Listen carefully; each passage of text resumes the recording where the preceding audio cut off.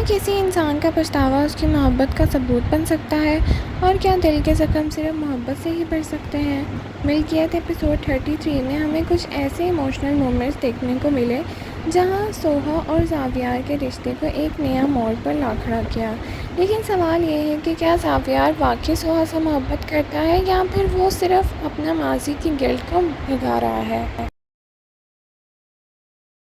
अस्सलाम वालेकुम नाज़रीन, welcome back to my channel. Episode 33 कहानी के लिए काफ़ी इंपॉर्टेंट साबित हुई है। इस एपिसोड में राइटर्स ने रोमांस से ज़्यादा इमोशंस और कैरेक्टर डेवलपमेंट पर फोकस किया। सोहा अब पहले वाली मज़लूम और कमज़ोर लड़की नहीं रही। वो हर फैसला सोच समझ कर रही है और किसी की भी जज्बाती दबाव में आने वाली को तैयार नहीं। दूसरी तरफ ज़ावियार की बेचैनी और फ्रस्ट्रेशन भी बढ़ती ही नज़र आ रही है। उसे लगता है कि जितना वो सोहा के करीब जाने की कोशिश करता है उतनी ही वो दूर भाग जाती है।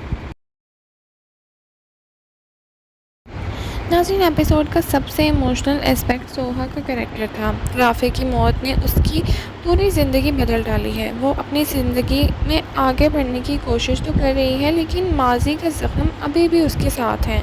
इसी वजह से जब भी ज़ावियार उसके करीब आने की कोशिश करता है तो सोहा का ट्रस्ट उसे रोक लेता है। ऑडियंस भी समझ सकती है कि सोहा के लिए किसी नए रिश्ते को एक्सेप्ट करना कितना आसान नहीं, और यही चीज़ उसके कैरेक्टर को रियलिस्टिक भी बनाती है। नाज़रीन, एपिसोड 33 का सबसे बड़ा सवाल भी यही था कि क्या ज़ावियार वाकई सोहा से मोहब्बत करता है या फिर उसकी हर कोशिश सिर्फ उस गिल्ट को कम करने के लिए है जो उसके माजी से जुड़ा हुआ है। ज़ावियार की बॉडी लैंग्वेज और डायलॉग से लगता है कि उसके इमोशंस जेन्युइन हैं, लेकिन सोहा का नज़रिया से देखने जाए तो उसकी हेसिटेशन भी बिल्कुल जस्टिफाइड लगती है। इसी कॉन्फ्लिक्ट ने एपिसोड को इंटरेस्टिंग बनाए रखा।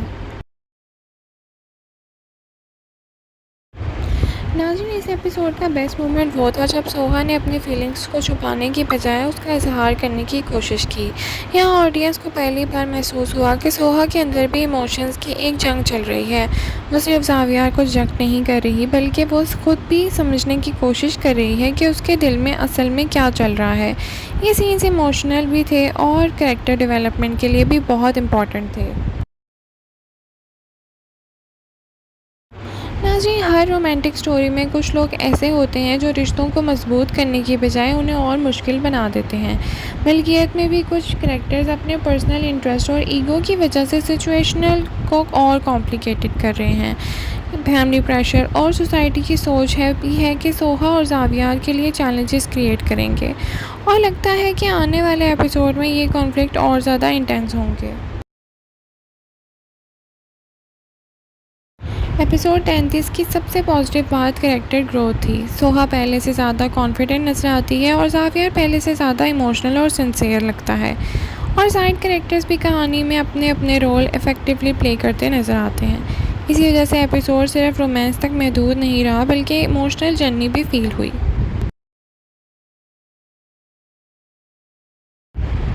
नाज़रीन, हमारे ख्याल से आने वाले एपिसोड में सोहा और ज़ावियार के दरमियान डिस्टेंस कम हो सकता है। ज़ावियार अपने माजी को कोई बड़ा राज रिवील कर सकता है, फैमिली कॉन्फ्लिक्ट और इंटेंस हो जाएंगे और कहानी एक इमोशनल कन्फेशन की तरफ जाएगी। लेकिन मिल्कियत से पहले भी अनएक्सपेक्टेड ट्विस्ट दिए गए हैं, इसीलिए कुछ भी मुमकिन है। और अगर इस ड्रामे मिल्कियत एपिसोड 33 की बात करें तो एक इमोशनल और इंगेजिंग एपिसोड था और स्टोरी ने पेस मेंटेन रखा है। सोहा और ज़ावियार के करैक्टर्स को और गहराई भी दी गई है। एपिसोड में रोमांस से ज़्यादा इमोशंस और कैरेक्टर डेवलपमेंट देखने को मिला है जो कहानी के लिए पॉजिटिव पॉइंट है, इसीलिए इसकी रेटिंग 8.5 ऑन 10 आई है। आपको एपिसोड 33 कैसा लगा? क्या सोहा और ज़ावियार को एक मौका देना चाहिए या उसका फ़ैसला बिल्कुल सही है? कमेंट सेक्शन में अपनी राय का इज़हार ज़रूर करें। Thank you so much for watching. Allah हाफ़िज़।